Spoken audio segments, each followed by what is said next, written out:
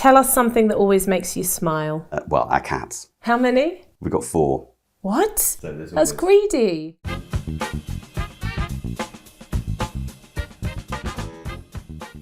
Neil Henderson, CEO of St Luke's, thank you so much for popping over. Well, lovely to be here, Anna. What does after work mean to you? So I'm a member of BAFTA, so I have the real privilege of voting on films every year, which is extraordinary.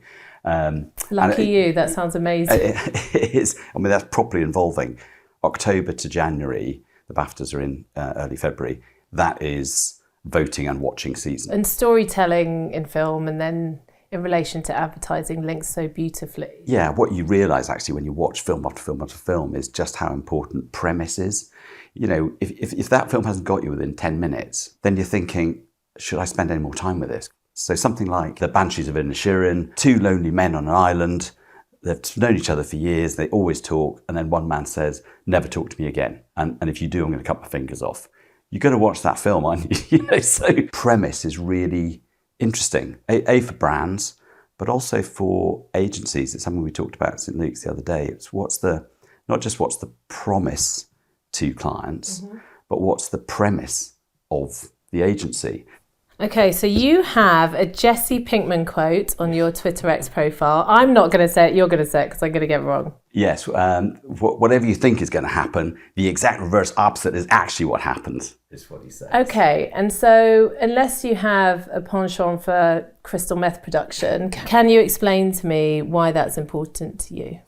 That really does sum up what running a business is like, running an independent business. You know, you just don't know. You're on 2 pitches. Everyone's going, oh, we should go for this one. Is everything right about this one? We know the people. It's our wheelhouse. You know, the money's right. Not sure about this one. Looks dodgy. Time and time again, it's the dodgy one that works out right. They're the ones that turned out to have all the money. They're the ones that were doing it properly. And these people had some other agenda because you just don't know which way it's going to go. And I've seen it time and time again that suddenly the thing you think the disaster is going to be over there, disaster's right behind you. Yeah, you know? But how exciting that in the unexpected, you know, wonderful things can happen. Absolutely. Yeah. You think it can be going really badly and then suddenly whammo, the client turns out to be amazing, or there's an extraordinary creative solution that the client thinks is great out of a product or a category you never thought would. Well, it's part of your optimistic nature, though, I think. So well, maybe, yeah. I called up a few of your colleagues and had a good old natter, and everybody has described you as one of the most optimistic humans they've ever met. Endless enthusiasm for the industry, but the optimism sings through. Yeah. Why are you so optimistic when our industry, let's be honest, is so tumultuous? I've always done a lot of acting when I was younger, a lot of improvisation. And that improvisation is a really powerful set of lessons because you work with people and you get to know them and you get to know the rules and you see that you can create anything out of nothing constantly. You know, the storyline could be going over there and then someone says something and wham, you're off on some amazing journey. That experience of knowing that as long as you add energy and ideas to a situation, the chances are it'll start going in the right direction. And so when you're putting on a pitch, you are putting on a show constantly. In advertising, we talk about having an audience, right? When you're on stage, the audience is right there. They're either crying or they're not crying. They're either with you or they're not. You're in charge of that emotional journey. You can do things that pick it up, reconnect them. And if things go wrong, which they always do, that is when you're at your most alive. But you find a way. You get more applause for getting something right after a mistake than the end of the show often. So that experience, I think, is really powerful, that you can go to the edge, get it wrong, and carry on, and they'll love you more for it. The power of a live audience, eh? Yeah. Do you think starting with a live audience meant that you found everything else slightly easier? Because that is hardcore. I think in a way it prepares you for just getting through it. And maybe it's something about the way St Luke's is, the environment where everyone feels in it together. That ability to change what you're doing, develop what you're doing right in front of people on your feet, that's what makes it different. You're probably teaching people to be more confident with thinking on their feet. I remember when I first came into advertising, I thought I was very good at certain things, very good at presenting, thinking on my feet when a client asked me a direct question, slightly less able. And I think it was a confidence thing. Yeah, yes, confidence is 100% what you need. I think it's about recognising where everyone is in their journey together as a cast, as a group. That's the kind of rewarding bit. So the high of a real or a live audience is quite addictive, I think. And I think advertising can be quite addictive as a career. Yeah, totally, absolutely. Was there ever a moment where you felt like work was sort of taking over everything in your life? It can get really very pervasive, all-encompassing, can't it? Especially when you're running your own business. There was a time, a long time ago now, when we were fighting for which direction the business should go in. The business wasn't going in the right direction and trying to find that direction. I had a holiday booked. My wife and I were going to go to Australia. We were going to sail around the Whitsundays. It was all going to be great.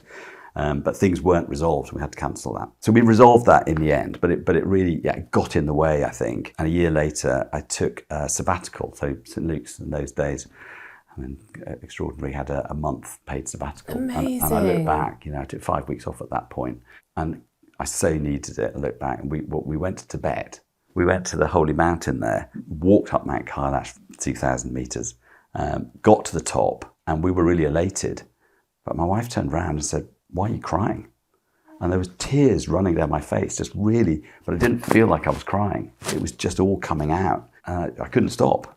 And I think it would have been a year or 2 years of conflict and difficulty and all-encompassing, all that sort of a pervasive kind of sense that work was absolutely taking over everything. And to get that time and to get to that specific moment was just, it all kind of came out.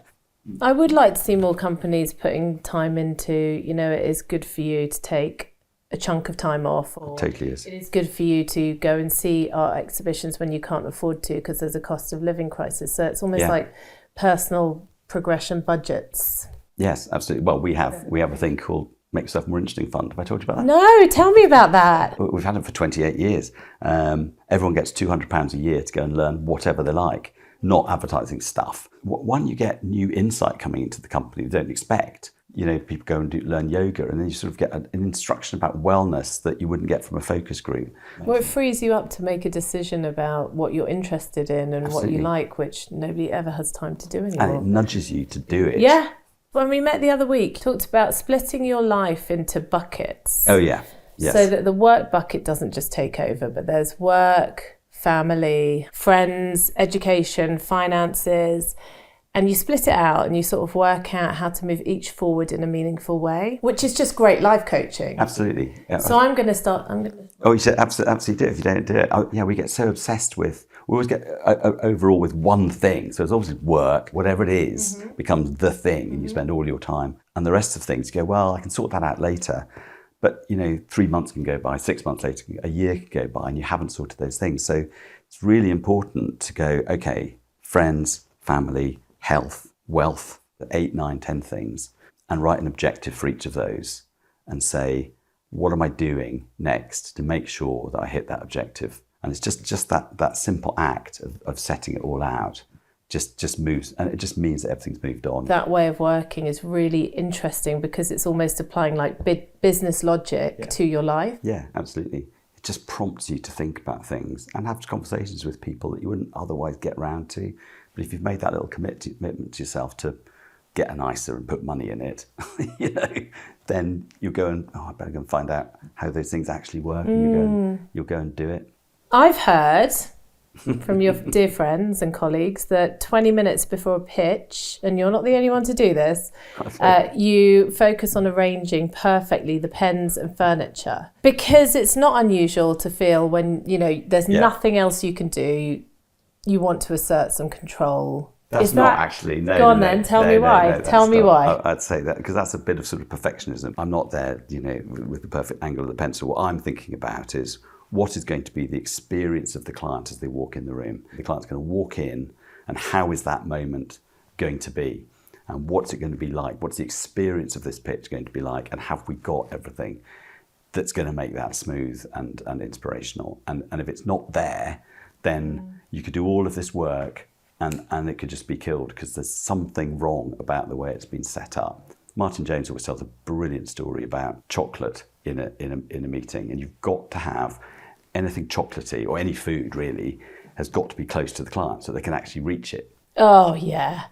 That would upset me so much if the Maltesers were out of reach. Clients there think, well, I really wouldn't mind one of those. And the planner stands up and does some brilliant bit of planning, but all the client's thinking about is, oh, I really could have one of those chocolatey brownie squares. And then the planner sits down and has one. And it's like, rude. Pass them round. So that's what I'm thinking That's clever. What's your biggest professional mistake? Oh, God. We did a pitch, this was some years ago. I had to start, introduce the people in the room. And in this one, I introduced the people. And these were people I've been working with for 4 or 5 years. And I got to the planner, and it was Denise, and I couldn't remember her name. And it was just so, she sort of just looked at me like... How long had you been working with her? Oh, 5 years. And I just couldn't remember her name. And the client went, does she work at your place? Have you thought about this pitch? Oh, so awful. And so Denise had to leap in. So ever since then, I've written down everyone's name in the room. What's the best piece of advice you could give someone starting their career in advertising? I really like Obama's advice, which is be the one that delivers, learn to deliver. It's all about opinions and ideas, of course, and you've got to have those, and you've got to be fearless about expressing those. But it's the person that walks in the room and says, okay, here's a 5-point plan for getting there. And if someone can do that, everyone goes, oh, thank goodness someone's going to actually make it happen. Finished. Done.